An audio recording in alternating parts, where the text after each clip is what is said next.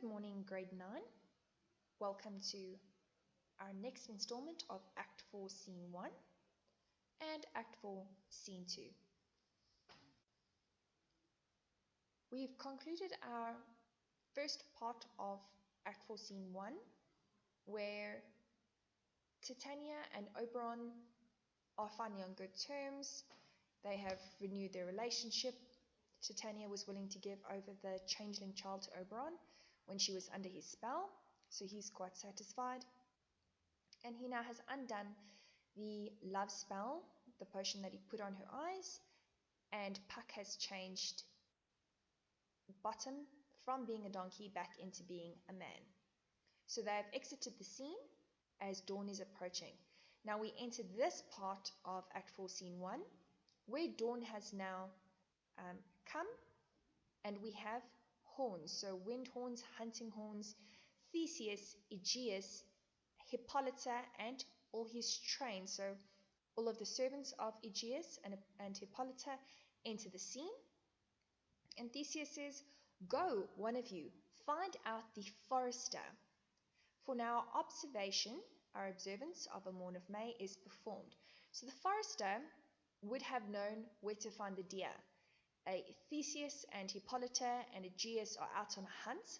They're going hunting on this morning of May, a typical celebration that occurred at the time, celebrating nature and the outdoors. And this is on their wedding day. So they're starting the day by going out on a hunt. And since we have the Vayward, or the vanguard of the day, the morning, my love shall hear the music of my hounds. Uncouple in the western valley. Let them go. Dispatch. Go quickly, I say, and find the forester. So this entrance of the Duke, being accompanied by these hunting horns, shows the transition from the magic moonlight of the fairies to daylight and the world of common sense. So we're moving away from the mystical and more into the realm of the normal living mortals, and everything is more straight cut and predictable, the world of common sense. Now, hunting dogs at this time were leashed together in pairs, and they were actually trained to keep silent until they were released. When they were released, they would run off barking and baying as they directed their masters and the hunters, masters of the hunt, towards the deer.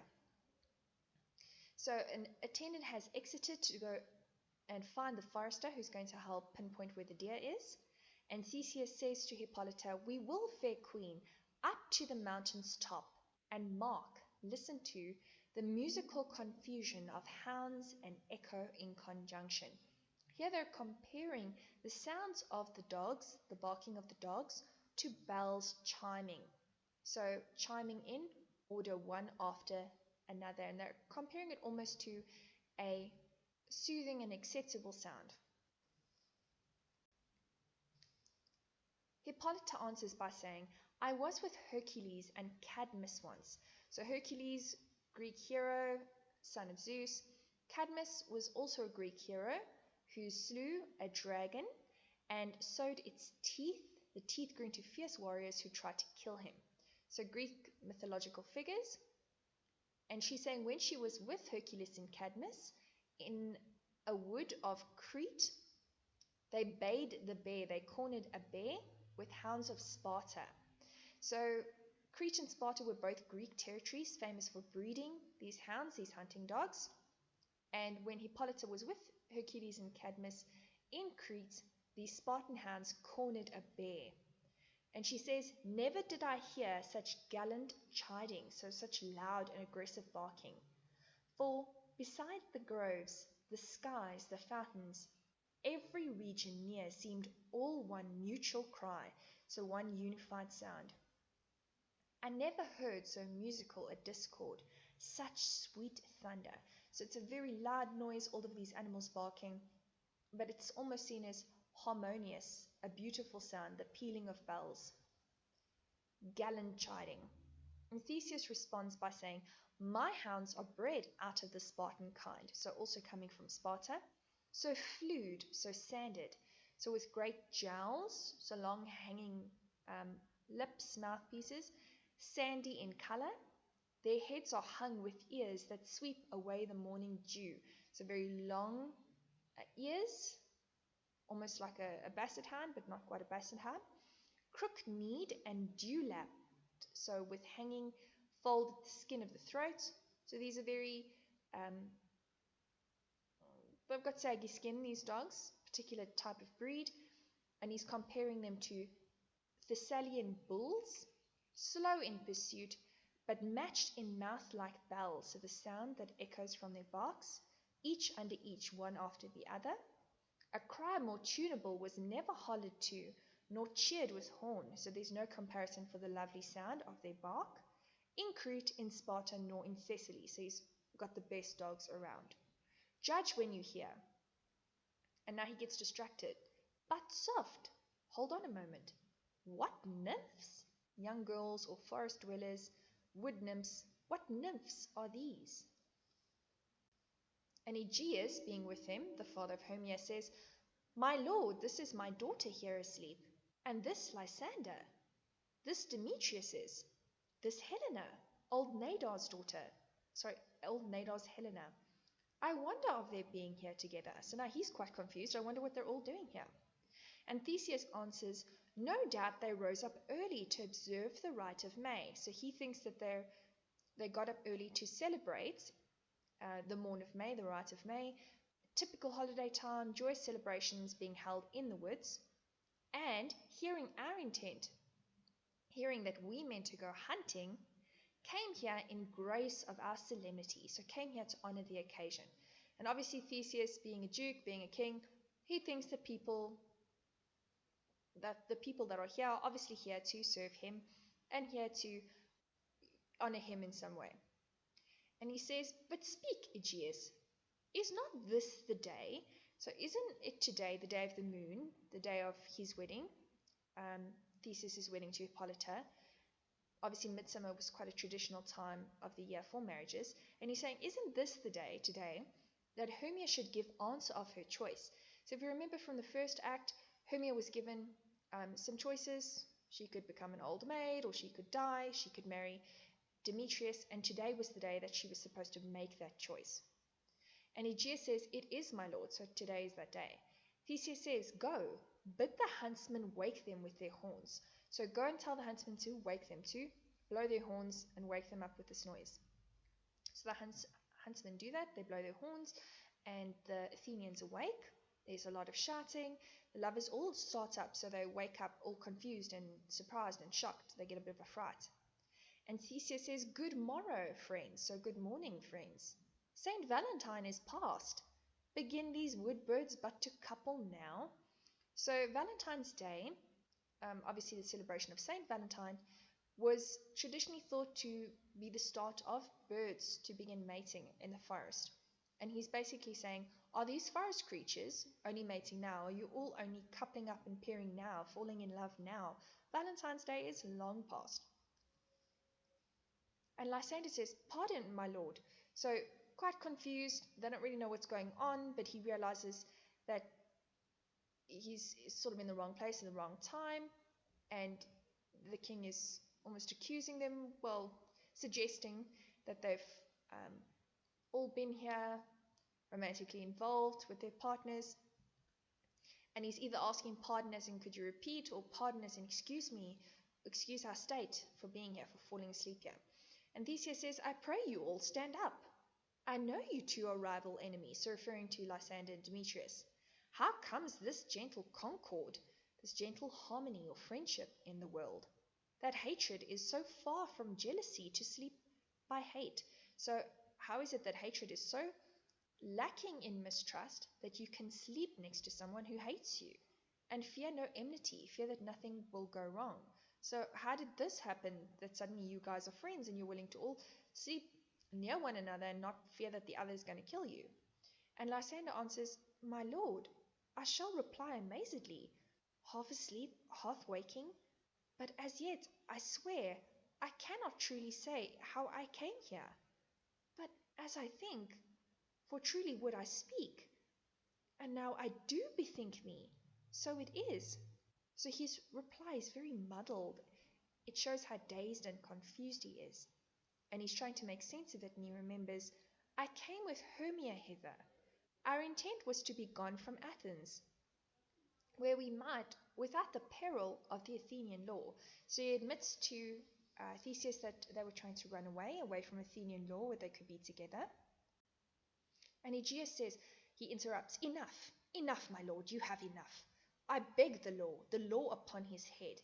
So we can see by Aegeus's harsh tone that his mind hasn't changed at all. He's also had a couple of days to consider his position, and his state hasn't changed. He still wants his daughter Hermia to marry Demetrius. They would have stolen away, they would, Demetrius, thereby to have defeated you and me. So he's trying to rally Demetrius to support him, addressing Demetrius, and says, defeated you and me, you of your wife, and me of my consent that she should be your wife. So they would have defeated us, they would have taken away your chance to have Hermia as your wife, and taken away my consent, my choice that she should be your wife. But Demetrius, now with his changed tone, he's completely in love with Helena now, not Hermia, explains the situation to Aegeus, and he says, my lord, fair Helen. So we can see how this has changed. Before he hated her and she was vile and loathsome and made him sick. Now it's fair, beautiful, beautiful Helena. Fair Helen told me of their stealth, of this their purpose hither, so their intention in coming here to this wood. And I in fury hither followed them, so I followed them. Fair Helena, so more beautiful Helena, in fancy, motivated by love, following me. But, my good lord, I wot not by what power, so I know not by what power, but by some power it is. My love to Hermia, melted as the snow, seems to me now as, like, the remembrance of an idle gaud, a worthless toy, which in my childhood I did dote upon. So he's saying that he doesn't understand how it came to be, but his love for Hermia is no more. He remembers it fondly the way that a child remembers a toy that they loved at one stage, but now has no meaning to them. Which in my childhood I did dote upon, and all the faith, the virtue, the power, the driving force of my heart, the object and the pleasure of mine eye, is only Helena. To her, my lord. So he's saying everything that is within me, my love, my faith, the power of my heart, everything that seeks pleasure in my eyes is now bestowed upon Helena. She's everything to me. To her, my lord, was I betrothed ere I saw Hermia. So I was betrothed to Helena. I was promised to her, intended for her. I had made her fall in love with me before I saw Hermia. But like a sickness, so one who is sick, did I loathe this food. Now Demetrius is comparing Helena to food that one is found revolting when one is sick. So sometimes if you're sick, if you have a stomach bug and you eat a certain food, you sort of associate that food at the time with your sickness and thinking it makes you ill and you can't face it, even if it's something delicious like chocolate. And he says, but as in health came to my natural taste. So after a while he has now recovered his original tastes. And now that the idea of Helena, this food, no longer makes him sick. He says, now I do wish it, love it, long for it, and will forevermore be true to it. So he's expressing his deep desire to have Helena as his own and to love and be faithful to her forever. And Theseus says, fair lovers, you are fortunately met. So you're lucky we came upon you. You're lucky we're in good spirits. Of this discourse, we more will hear anon. So we'll hear a little bit more about this in a while, just now. And now he addresses Aegeus and says, Aegeus, I will overbear your will. So Aegeus has to accept, this is the Duke's decision, and he has to drop his case against Lysander. For in the temple, by and by, with us these couples shall eternally be knit. So he's saying that today I've decided that Lysander and Hermia and Demetrius and Helena are going to be married, along with himself, Theseus, to Hippolyta on this day. He's going to share his wedding celebrations with them and marry them as well. And for the morning now is something worn, so something past. They've been talking for a while, and now the dawn has already broken, the morning is already well into its stead, passing along. He's decided he doesn't really feel like hunting anymore. Our purposed hunting shall be set aside. So let's leave the hunting. Away with us to Athens, 3 and 3. So the 3 couples come with us now to Athens. We'll hold a feast in great solemnity. Come, Hippolyta. So he calls Hippolyta with him, and then he is directing the other 2 couples to follow. And they're going to have a big feast and a big celebration to mark the marriage of all of these 3 couples. And then he exits. So it's Theseus, Hippolyta, Aegeus, and all the attendants exit. And now it's only the 4 Athenians, the lovers, that are left in the woods. Demetrius, as with all of the characters here, is so confused as to what's happened. They're not sure whether they're dreaming or awake, and all of their speeches that follow here reinforce that idea that they're so dazed. Demetrius says, "These things seem small and undistinguishable, like far-off mountains turned into clouds." Hermias says, "Methinks I see these things with parted eye." So divided eyes, or eyes that are out of focus, when everything seems double. Helena says, "So methinks, so me too. And I have found Demetrius like a jewel, mine own and not mine own." So she's saying that she's found Demetrius and his love for her, something akin to a jewel, picking up something precious that may yet be claimed by someone else. She's still worried that someone else is going to come into the scene and take Demetrius's love away from her. She's not quite sure why he loves her now, all of a sudden, but it's so precious to her. And Demetrius says, "Are you sure that we are awake? It seems to me that still we sleep, we dream. Do not you think the Duke was here and bid us follow him? So didn't that just happen? Wasn't the Duke just here? Are you sure we're awake? Didn't that happen? Are we dreaming?" And Hermia says, "Yea, and my father." So no, yes, it happened. My father was also there. And Helena says, "And Hippolyta." And Lysander says, "And he bid us follow to the temple." So confirming the details together. And Demetrius says, "Why then we are awake. Let's follow him. And by the way, let us recount, tell or narrate our dreams." So as we're following, let us tell each other about what happened, what we remember, what we dreamt of. And they all exit the scene. So the only person left now in the forest is Bottom. And he wakes up still thinking he is at rehearsal. And he says, "When my cue comes, call me, and I will answer. My next is most fair Pyramus." Hi-ho. Okay, so he is yawning. He has the sleepy yawn, and it sounds very much like the hee-haw of a donkey. So that last effects almost of the potion wearing off, because remember, he is now returned to human form. Peter Quince, Flute the bellows mender, Snout the tinker, Starveling, God's my life, stolen hence and left me asleep. So stolen hence, he's saying that they have all run away and deserted him. He's very indignant, very angry. How could they have done this to him? And he says, "I've had a most rare vision. I've had a dream, past the wit of man, so beyond anyone's ability to say what dream it was. Man is but an ass if he go about to expand this, so try to explain this." And another play on words here from Shakespeare, talking about an ass being a fool, so man is a fool if he tries to explain this, but also the idea that Bottom was turned into an ass. He had the head of a donkey. "Methought I was. There is no man can tell what dream. Methought I was, and methink I had." So he's fumbling through his memory, a lot of repetition here. We see that he's not sure if it's an illusion and what's reality, just like the other Athenian lovers. And he says, "But man is but a patched fool." Now, we have to remember that in Shakespeare's time, the court jesters wore patched clothing, different colors of material sewn together in patches. So he's basically saying man is no more than a clown if he will offer to say what methought I had. So he can't make sense of it. No one else is going to be able to make sense of this dream. "The eye of man hath not heard, the ear of man hath not seen. Man's hand is not able to taste, his tongue to conceive, to imagine, nor his heart to report what my dream was."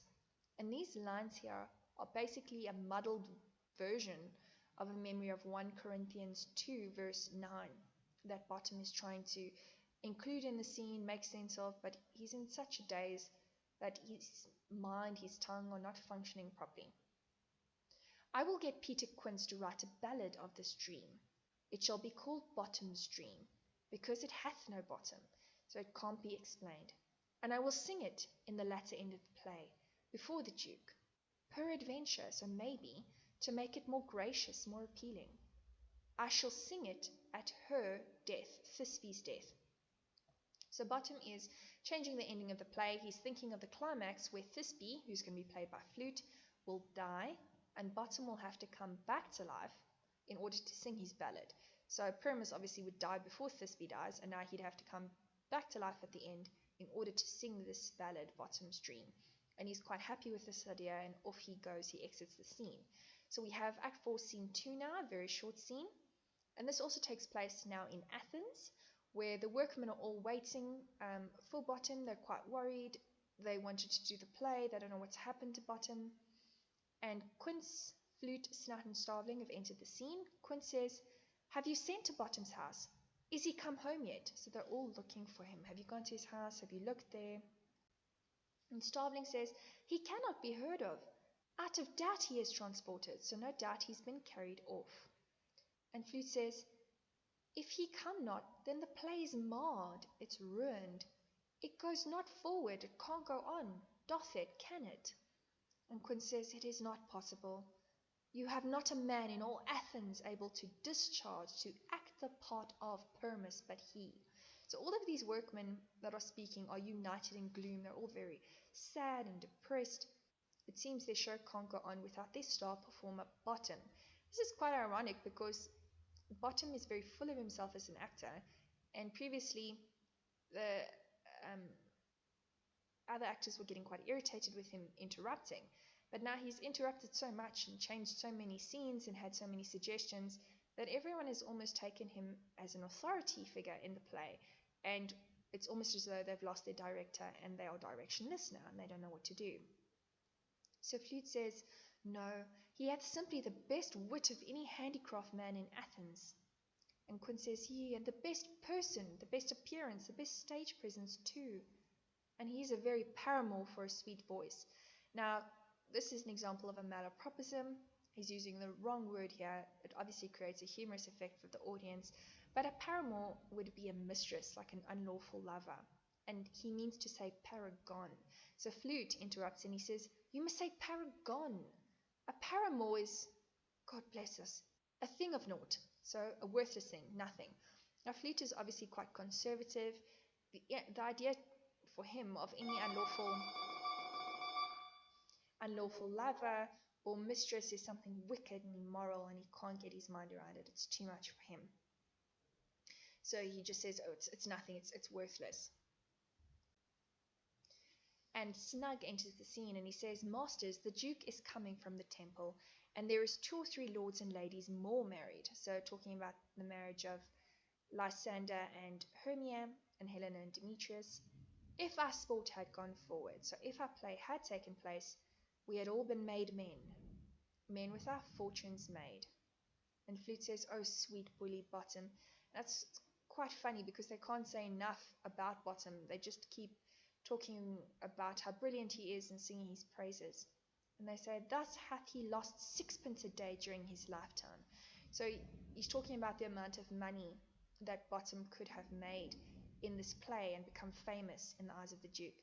So 6pence was quite a useful pension, a useful wage. Daily wages for a common workman were about 4pence a day, so 6pence was quite a lot. It could buy 2 moderate meals in London. And during his lifetime, as a pension from the Duke, so he thinks that Bottom would have been so brilliant in the play, the Duke would have favoured him and given him a lot of money, basically made him rich for the rest of his life. He could not have scaped 6pence a day, so he couldn't have failed to have 6pence a day. And the Duke had not given him 6pence a day for playing Pyramus, I'll be hanged. So he doesn't think that Bottom could have played Pyramus and the Duke could not have rewarded him with such an honour because he would have been so brilliant. He would have deserved it. 6pence a day in for playing the role of Pyramus or nothing. So that's definitely what he would have gotten. And then suddenly Bottom enters the scene. And Bottom is very excited. He's filled with high spirits, very optimistic. And he says, "Where are these lads?" So these guys. "Where are these hearts, these good fellows?" So very enthusiastic, jovial, happy. And Quince and all the other actors are so relieved, so happy to see him. And he says, Bottom, oh, most courageous day, so most splendid day. Oh, most happy hour. He can't say enough about how happy he is. And Bottom answers, Masters, I am to discourse wonders, so I have wonderful things to tell, but ask me not what. For if I tell you I am not true Athenian, I will tell you everything right as it fell out, so exactly as it happened. And it's quite funny here because Bottom would love to share his amazing experience. We know that Bottom loves to be the center of attention, but for some reason in the end he actually keeps the story to himself. And Quince even says, Let us hear, sweet Bottom. And very uncharacteristically, Bottom says, Not a word of me. So we're not going to talk about me now, which is what Bottom loves talking about himself. He says, All that I will tell you is that the Duke hath dined. So the Duke has finished dinner. He's ready to be entertained. Get your apparel, get your costumes together. Good strings to your beards. So obviously the actors are wearing false beards, so tie them nicely. New ribbons to your pumps, your shoes. Meet presently, meet without delay at the palace. Every man look o'er his part. So go through your lines. For the short and the long is I play is preferred. So I play will be one of those offered to the Duke. In any case, let Thisbe have clean linen, and let not him that plays the line pare cut his nails. For they shall hang out must stick out to represent the lion's claws. So he's making a lot of recommendations on how they must carry out this play, some last minute organization on what would look best for the costumes, making do with what they have. And he says, And most dear actors, eat no onions nor garlic, for we are to utter sweet breath, and I do not doubt but to hear them say it is a sweet comedy. No more words. Away, go away. So he's asking them please not to eat anything that's going to give them bad breath, like onions and garlic. He wants everyone to have sweet breath, to have make a very good impression in their play, and everyone to think it's a brilliant, sweet comedy. And then they all exit the scene.